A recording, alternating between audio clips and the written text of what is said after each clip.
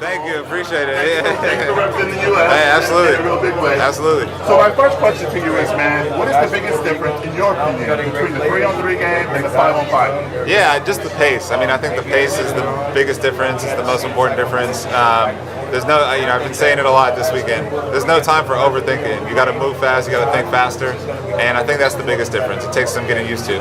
Okay, as a big, do you think that there's a lot of room for larger size players, or do you think it's more of a small man game? Yeah, I don't know. I think it's the ideal size, probably, kind of like a 6'7", 6'8" wing that can handle it, shoot it, dribble. I mean, it's basketball, right?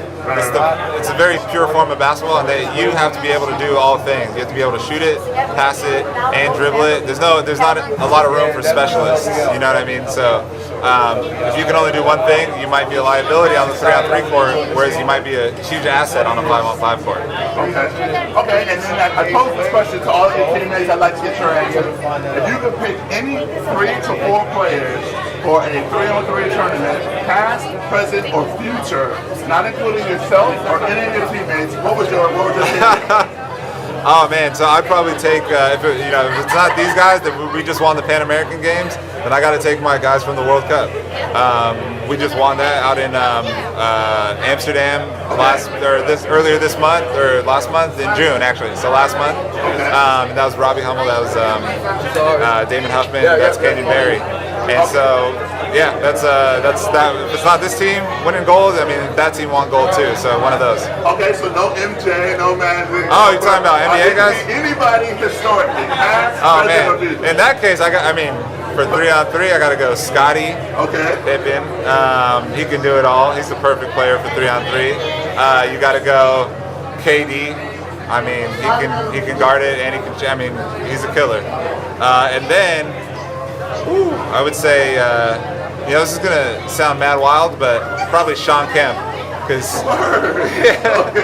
he'd be crazy on the 3-on-3 court, man. He'd catch so many bodies out here dunking on people. So I would probably say those 3, and then obviously I'll throw myself in there, and we have a nice little 4. Excellent, man. My final question for you, brother. Yeah. Again, once again, congratulations on being a world champion. The jacket I'm wearing is Muhammad Ali, and I've asked this question to everyone. Do you feel as though, as an athlete, now as a world champion, that you have a bigger responsibility to just be an athlete? Or do you believe that some folks in the United States have said you should just shut up and coach? Do you feel as though, as a world champion, as an athlete, that you have a larger purpose?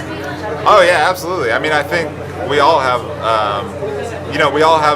the responsibility to speak up when we see injustice, and I think athletes a lot of the time are given a bigger platform. So it's about what you do with it. For me, we're not, I'm not signing a, $30 million a year deals to play 3-on-3. I'm passionate about representing my country in the Olympics and in international games like the Pan American Games. So that's what I want to do, and what I do with that platform will say a lot about me. And that, I think, my responsibility is to speak up when I see injustice, back what I think is right, and reject what I think is wrong. So yeah, I mean, everyone has to run their own race, and everyone has a different opinion on it. But I know for me that that's a responsibility that I plan on taking very seriously. Excellent, man. Well, once again, thank you so much for representing not yourself, but the U.S. and everything else, man. Absolutely. Thank you. Appreciate it.